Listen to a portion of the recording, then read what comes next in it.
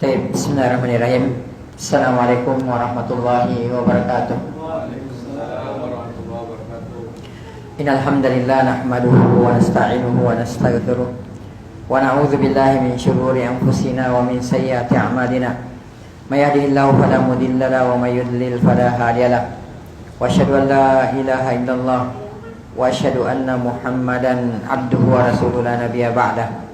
Allahumma salli wa sallim wa barik wa an'im ala nabiyyina Muhammad wa ala alihi wa sahbihi wa man sara ala nahjihi wa man jahada bi jihadihi wa ihtada bi hadihi wa istanna bi sunnatihi wa tamassaka biha ila yaumil mi'ad, amma ba'd. Ya ayyuhalladzina amanu taqullaha haqqa tuqatih wa la tamutunna illa wa antum muslimun. Ya ayyuhan nasu taqu rabbakumul ladzi khalaqakum min nafsin wahidah wa khalaqa minha zawjaha wa bassa minhuma rijalan katsiran wa nisaa'a wattaqullaha alladzi tasaaluna bihi wal arham innallaha kana 'alaikum raqiba. Ya ayyuhalladzina amanu taqullaha wa qulu qawlan sadida yuslih lakum a'malakum wa yaghfir lakum dhunubakum wa man yuti'illaha wa rasulahu faqad faza fawzan 'azima, amma ba'd.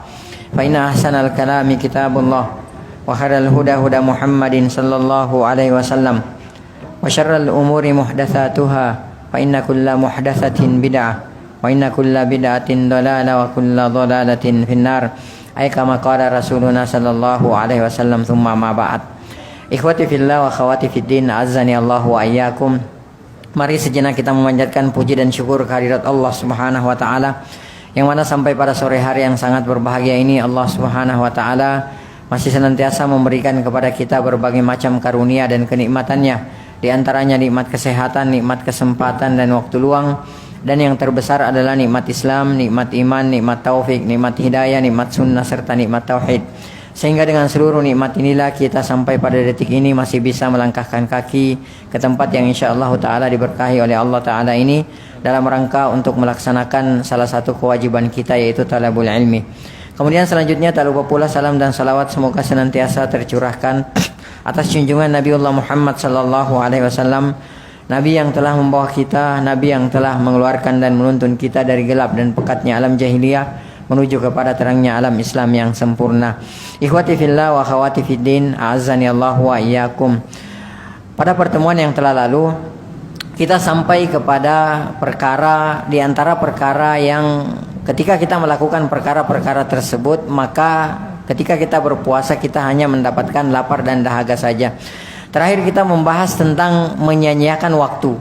Ya, di antara perkara yang bisa menyebab ini sudah pernah kita bahas pada pertemuan yang telah lalu. Di antara perkara yang bisa membuat pahala kita, atau dalam kata lain, dengan kata lain bahwa kita hanya mendapatkan lapar dan dahaga sajalah dengan menyanyiakan waktu. Dan ini banyak sekali nasihat-nasihat ya dari para ulama kita, dan sudah kita bacakan pada pertemuan yang telah lalu. Baik, pada pertemuan kita kali ini ya, yang sangat singkat ini, semoga ada manfaatnya. Di samping itu ada beberapa kekeliruan yang harus kita hindari, harus kita ketahui, lalu kemudian harus kita hindari agar puasa kita benar-benar mendapatkan pahala sempurna dari Allah Subhanahu wa taala. Di antara perkara tersebut adalah di antara kesalahan ya atau kekeliruan yang banyak dilakukan oleh saudara-saudara kita kaum muslimin adalah ya melafazkan niat. Ya, jadi melafazkan niat. Jadi niat itu diucapkan. Ini yang banyak kekeliruan yang terjadi di antara kita. Syekh Shalih Al Fauzan hafizahullah taala, beliau pernah ditanya tentang melafazkan niat ya, melafazkan niat ketika berpuasa. Maka beliau hafizahullah taala berkata, "Fannutku bin niyati ghairu masyru'." Mengucapkan niat itu ghairu masyru', ya, kata beliau tidak disyariatkan. Mohon maaf ya, ini saya hanya membacakan fatwanya beliau saja. Ya, beliau mengatakan fannutku bin niyati ghairu masyru'. Melafazkan, mengucapkan niat itu ghairu masyru', itu tidak disyariatkan. Wat talaffuz biha bid'atun. Bahkan beliau mengatakan bahwa mengucapkan, melafazkan niat itu hukumnya bid'ah. Ya. Alasannya kata beliau kenapa? Li'anna niyata min a'malil qulub. Karena sesungguhnya niat itu adalah merupakan amalan hati, bukan amalan lisan. Ya, niat sekali lagi bahwa niat adalah amalan hati, bukan amalan apa? Bukan amalan lisan. Wal maqasidu la ya'lamuha illallah subhanahu wa ta'ala biduni talaffuz. Adapun yang dimaksudkan dengan niat itu, tidak ada yang mengetahui maksud seseorang itu kecuali Allah subhanahu wa ta'ala kalau tidak diucapkan. Itulah niat. Ya, niat itu kan seperti itu. Makanya Rasulullah sallallahu alaihi wasallam pernah bersabda dalam hadis yang datang dari Umar bin Khattab radhiyallahu taala anhu. Dalam hadis yang diriwayatkan oleh Imam Bukhari dan Muslim, Rasulullah SAW bersabda, innamal a'malu binniyat. Ya, bahwasanya hanyalah amalan itu dinilai dari niatnya. Ya, dan niat itu di sini bukan di sini. Ya, karena berapa banyak orang yang mengucapkan sesuatu bertentangan dengan hatinya, kan seperti itu. Bahkan banyak ya sekarang ini ada orang-orang yang mengklaim dirinya beriman kepada Allah Subhanahu wa taala. Mengklaim dirinya sebagai seorang muslim, akan tetapi dia dalam hatinya dia sangat benci terhadap Islam dan kaum muslimin. Dia sangat benci dengan syariat-syariat Islam. Ya. Nah, makanya yang namanya niat ini la ya'lamu maqasidul qulub. Ya, niat-niat, tujuan-tujuan yang ada dalam hati ini la ya'lamuha illallah. Tidak ada yang mengetahuinya kecuali Allah Subhanahu wa taala kalau tidak diucapkan. Nah, makanya di sini mengatakan bahwasanya fannutku bin niyati ghairu masyru', mengucapkan melafazkan niat itu tidak disyariatkan. Wat talaffuz bihi bid'ah. Bahkan beliau mengatakan melafazkan niat itu hukumnya apa? Hukumnya bid'ah.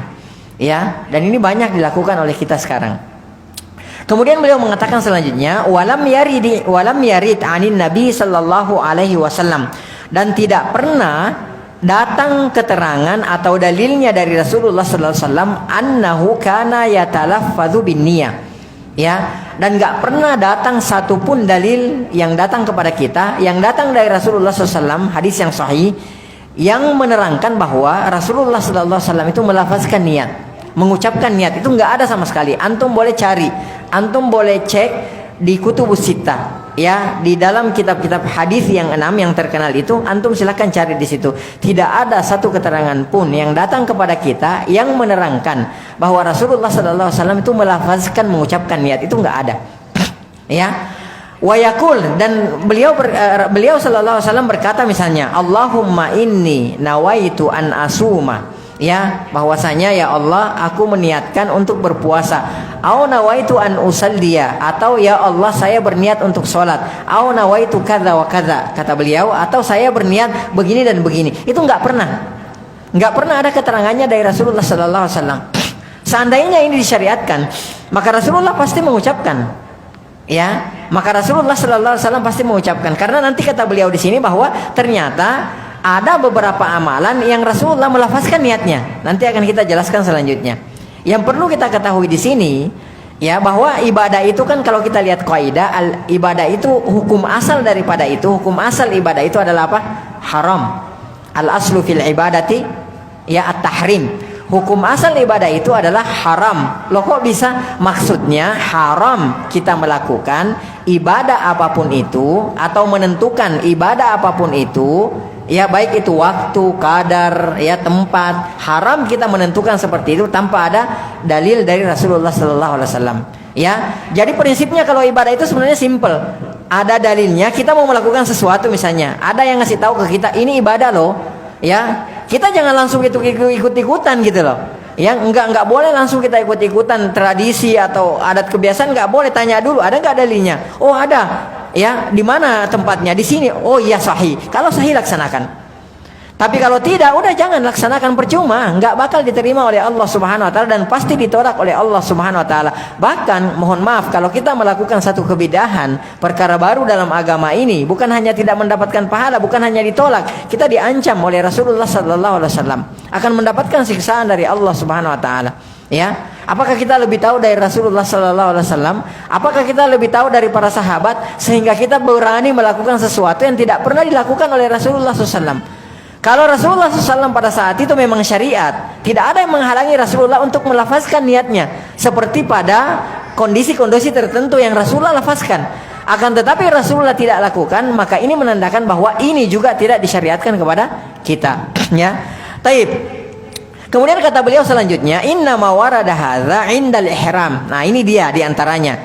Sesungguhnya disyariatkan ini yang datang kepada kita keterangannya, yang disyariatkan adalah indal ihram, ketika kita berihram bil haji awil umrah, untuk haji dan umrah. Wa yaqulul muslim, seorang muslim berkata labbaika umrah atau labbaika hajjan. Diucapkan enggak, saya tanya sama antum? Nah, harus diucapkan. Kita kalau misalnya mau umrah nih, ya, kita mau kalau misalnya dari Indonesia langsung ke Mekah, itu kan kita lewat di Yalamlam. Nanti di pesawat kan ada pengumuman. Begitu ada pengumuman, kita berihram, kita ucapkan kan labbaika Allahumma umrah. Ya kan seperti itu. Nah, itu dilafazkan kan? Nah, kalau misalnya andai misalnya berpuasa dalam sholat, kita disyariatkan untuk melafazkan niat, gitu kan seperti itu. Maka pasti Rasulullah SAW pasti melakukan itu. Buktinya ketika umrah saja Rasulullah melakukan. Nah, berarti kan itu ada apanya? Ada syariatnya. Ya. Nah, seperti ini ya harus mengikuti Rasulullah. Ketika Rasulullah melafazkan niatnya dalam kondisi seperti ini, ya kita harus ikuti. Kalau kita tidak ikuti, berarti kita menyelisihi sunnah Rasulullah sallallahu alaihi wasallam. Labbaika umratan aw labbaika hajjan. Wa kadzalika 'inda dzabbil hadi awil adhiyah. Begitu pula ketika sembelihan hadiu atau sembelihan korban misalnya. Warada annahu yatalaffazu 'inda dzabbiha. Datang keterangan kepada kita bahwa Rasulullah SAW melafazkan niatnya ketika melakukan itu. Wa yaqul, Rasulullah SAW bersabda, Allahumma hadhihi anni. Ya Allah, ini korban, ini sembelihanku, ini pengorbananku. Aw an fulan, atau misalnya dari si fulan gitu. Fataqabbal minni, terimalah pengorbananku. Innaka antas samiul alim. Sesungguhnya engkau adalah Maha as-sami', Maha mendengar, al-alim, Maha mengetahui. Nah, ini ada keterangannya dari Rasulullah SAW. Seperti kalau kita mau menyembelih kurban kan, enggak boleh diam-diam dalam hati. Niatkan dalam hati, enggak, ada contohnya dari Rasulullah kok. Ya, maka kita katakan ya Allahumma hadhihi anni, atau kalau untuk orang lain hadhi an Abdillah misalnya, dari Abdullah kan seperti itu. Maka fatakabbal minni, terimalah amalanku ini ya Allah. Kan seperti itu, ada contohnya dari Rasulullah SAW. Amma ma ada dzalik, perhatikan. Kata Syekh Al-Fauzan, beliau adalah salah seorang ulama senior dunia pada saat ini. Hafizahullah taala. Beliau mengatakan amma ma ada dzalik, adapun selain itu minal ibadati, dari ibadah-ibadah lainnya, fattalaffuz bin niyati bid'atun, maka melafazkan niat-niat selain kondisi-kondisi yang tadi yang telah kita sebutkan, maka hukumnya adalah apa? Bid'ah. Ya, sawa'un kana fis siyam, sama saja itu dalam puasa, au fis salati, ataupun dalam salat, au fi ghairi dzalik, ataupun dalam ibadah-ibadah yang lainnya. Li'annahu, alasannya kenapa? Li'annahu lam yarid anin Nabi sallallahu alaihi wasallam. Tidak pernah ada contohnya dari Rasulullah sallallahu alaihi wasallam annahu talaffadza fi syai'in min hadhil ahwali bin niyati. Bahwasanya Rasulullah SAW dalam kondisi-kondisi seperti ini beliau melafazkan niatnya. Ya, itu enggak ada. Kalau Rasulullah sallallahu alaihi wasallam tidak pernah lakukan, kenapa kita lancang melakukan? Ini kan perkara agama. Ya, enggak boleh sembarangan. Harus ada tuntunan, harus ada contoh. Al-aslu fil ibadati an-nahyu. Hukum asal ibadah itu adalah apa? Terlarang. Maksudnya apa? Terlarang kita melakukan satu ibadah apapun itu tanpa ada tuntunan contoh dari Rasulullah SAW. Al-aslu fil ibadati at-tauqif. Hukum asal ibadah itu adalah tauqif, copy paste. Ya, maksudnya harus diam, harus berhenti sampai betul-betul ada dalil yang menerangkan tentang amalan tersebut. Baru kita laksanakan. Ya, wa qad qala alaihi salatu wassalam, sementara Rasulullah sallallahu alaihi wasallam pernah bersabda. Hadis yang datang dari dari Abi Hurairah radhiyallahu taala anhu yang diriwayatkan oleh Imam Bukhari dan Muslim. Ya, beliau sallallahu alaihi wasallam bersabda, "Man ahdatsa fi amrina hadza ma laisa minhu fahuwa raddun." Siapa yang mengada-adakan perkara baru dalam urusan agama kami ini yang bukan bagian dari agama kami ini, fahuwa raddun, maka dia tertolak. Dalam riwayat Imam Muslim, Rasulullah sallallahu alaihi wasallam bersabda, dalam lafaz Imam Muslim, Rasulullah sallallahu bersabda, "Man amila amalan." Barang siapa yang melakukan satu amalan apapun itu, man amila amalan laisa alaihi amruna, yang tidak ada tuntunannya dari kami, dalam perkara agama loh ya, dalam perkara syariat, bukan dalam perkara dunia. Kalau dunia terbalik. Ya, kalau dunia silahkan laksanakan, makanan silahkan makan, minuman silahkan minum, pakaian silahkan pakai, selama tidak ada apanya? Larangannya. Itu kalau perkara dunia jangan dibolak-balik. Ada orang, wow, dikit-dikit beda. Ya udah, kalau mau ke Arab sana jangan pakai pesawat dong, pakai onta. Dia nggak tahu ini masalah dunia, kan seperti itu.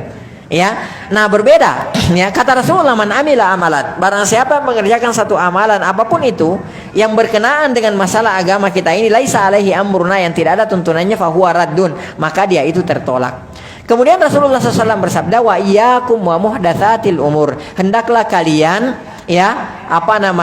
menjauhi, hendaklah kalian meninggalkan perkara-perkara baru dalam urusan ibadah, dalam urusan agama kita ini. Fa inna kulla muhdatsatin bid'ah, karena sesungguhnya setiap perkara yang baru dalam agama itu namanya disebut sebagai kebidahan. Maka kata beliau selanjutnya, fatalafuz bin niyati amrun muhdats, melafazkan niat itu, mengucapkan niat itu adalah perkara yang baru, fahuwa bid'ah, kata beliau ini adalah perkara bid'ah. Wa qad qala Allah Subhanahu wa taala, dalilnya mana? Beliau hafizahullah taala membawakan dalil dalam Al-Qur'an surah Al-Hujurat ayat 16. Allah Subhanahu wa taala berfirman, "Qul, katakan wahai Muhammad, atu'allimunallaha bidinikum." Atu'allimunallaha bidinikum. Katakan wahai Muhammad kepada mereka, apakah kalian akan mengajarkan Allah Subhanahu wa taala tentang perkara agama kalian? Wallahu ya'lamu ma fis samawati wa ma fil ard. Dan Allah Subhanahu wa taala Maha mengetahui apa yang ada di langit dan apa yang ada di bumi. Wallahu bikulli syai'in alim, dan Allah Subhanahu wa taala atas setiap segala sesuatu itu Maha mengetahui. Perhatikan kata beliau di sini, fallahu jalla wa ala, dan Allah Subhanahu wa taala angkara 'alal ladzina talaffazu bi niyatihim. Allah mengingkari orang-orang yang melafazkan niatnya, mengucapkan niatnya. Allah berfirman, qalatil a'rabu, orang-orang Arab itu berkata, amanna, kami telah beriman. Qul, katakan wahai Muhammad, lam tu'minu, kalian itu belum beriman, pada hakikatnya kalian itu belum beriman. Walakin qulu aslamna, akan tetapi katakan saja kami baru berislam. Kata beliau di sini, fatalafuz bin niyati, maka melafazkan niat, maknahu itu artinya annal insan, bahwa sesungguhnya manusia itu yukhbiru rabbahu azza wa jalla annahu nawalahu kadza wa kadza. Maknanya bahwa kalau ada orang melafazkan niat, mengucapkan niat, itu artinya dia sedang memberitahukan kepada Allah Subhanahu wa taala bahwasanya dia itu meniatkan begini dan begini. Wa kadanahallahu an dzalik, dan Allah Subhanahu wa taala melarang yang demikian itu. Wa ankara ala man fa'alahu, dan Allah Subhanahu wa taala mengingkari orang yang melakukannya. Seperti itu tadi, orang-orang Arab Badui mengatakan amanna, kami telah beriman. Dia kan melafazkan itu. Padahal enggak, kata Allah ingkari, enggak, katakan kalian itu belum beriman, kalian itu baru berislam, karena Allah Maha mengetahui apa yang ada di dalam hati-hati mereka. Berkata Imam Asy-Syafi'i rahimahullahu taala, la yasihhu shaum illa binniyah. Saum itu, puasa itu tidak sah kecuali dengan adanya niat. Memang harus ada niat, betul, sahih semua. Rasulullah bersabda, innamal a'malu binniyat, bahwasanya hanyalah amalan itu sesuai dengan apa? Niatnya. Artinya kita kalau mau melakukan sesuatu itu harus dilandasi dengan niat, kan gitu. Akan tetapi kata Imam Syafi'i rahimahullah taala, wa mahalluha al-qalbu, tempatnya niat itu di sini nih, di hati. Wala yustaratu an-nutqu bil ittifaq, dan tidak disyariatkan diucapkan, dilafazkan sesuai dengan kesepakatan para ulama. Masih ada waktu enggak? Masih ya, baik, kita lanjutkan. Al-Khatib Asy-Syarbini mengatakan, wal mu'tamad annahu law tasahhara liyasuma. Contoh, Khatib Asy-Syarbini rahimahullah taala mengatakan, wal mu'tamad annahu law tasahhara liyasuma, yang dijadikan pegangan adalah bahwa anda ia sahur misalnya untuk berpuasa, aw syariba lidaf'il atshi naharan, atau dia minum misalnya untuk menolak agar supaya pada siang harinya dia tidak kehausan, awim tana'a minal akli aw syurbi awil jima, atau misalnya dia mencegah diri dari makan atau minum, atau mencegah diri dari berjima di siang harinya, khauf tulu' al-fajri, karena takut khawatir telah terbit matahari, karena dzalika niyah, maka demikian itulah yang disebut sebagai niat.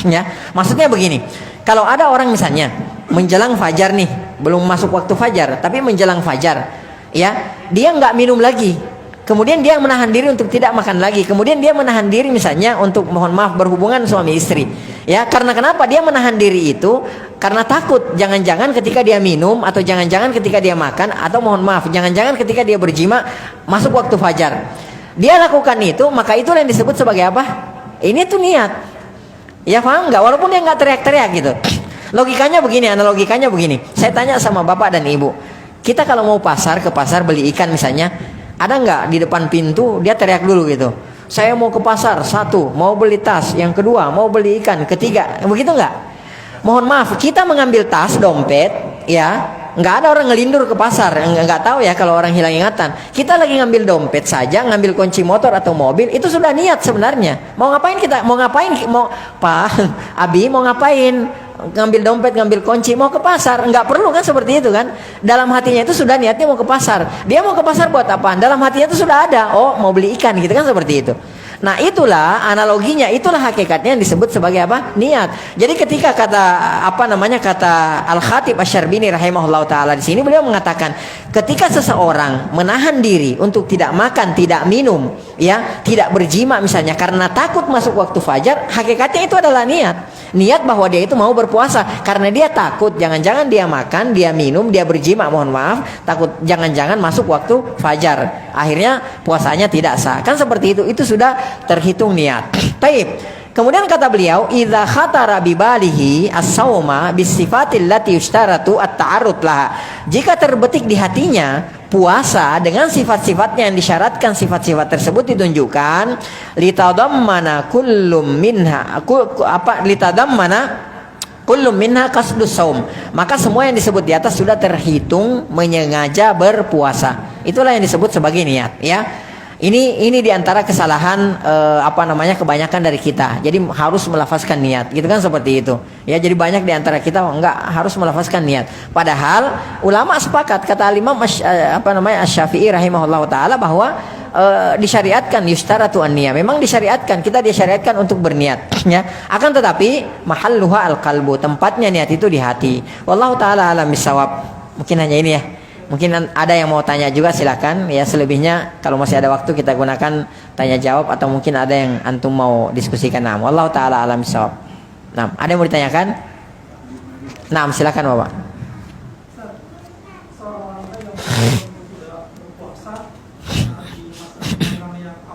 Gimana? Ulang. Memutuskan? Masa kehamilan. Yang antum tanyakan?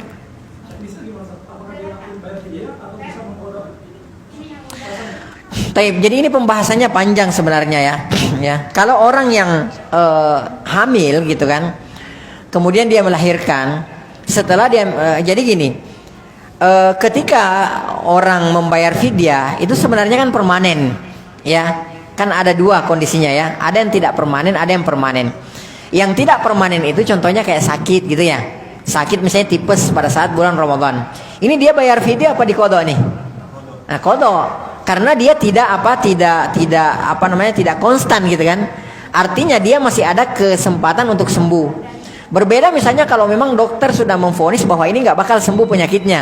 Ataukah misalnya itu tadi orang tua ya. Ya, orang yang sudah tua gitu kan, seperti itu.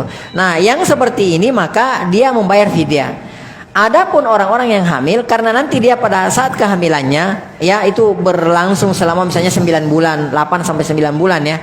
Kemudian setelah melahirkan dia menyusui lagi gitu kan setelah itu. Nah, mungkin setelah itu dia hamil lagi ya. Dan ini panjang, ini repot kalau wanita membayar. Makanya terjadi perselisihan pendapat di antara para ulama. Tapi pendapat yang saya pegangi dalam perkara ini, adapun dalam kondisi seperti ini maka wanita hanya membayar fidyah saja. Ya, karena ini kan panjang urusannya. Ya, saya sendiri melihat ya istri anak itu setiap tahunnya gitu. Ya, seperti itu karena yang satu lepas menyusui ya seperti itu, ada lagi. Jadi terus menerusan seperti itu. Allah taala alam bisawab. Udah ya. Kita cukupkan sampai di sini. Ya, mohon maaf jika belum, nanti kita diskusikan lagi. Subhanakallahumma bihamdik nasyhadu an la ilaha illa anta nastaghfiruka wa natubu ilaik. Hadanillahu wa iyyakum. Wa sallallahu ala nabiyyina Muhammad wa ala alihi washabihi ajmain wa akhiru da'wana alhamdulillahirabbil alamin. Wassalamualaikum warahmatullahi wabarakatuh.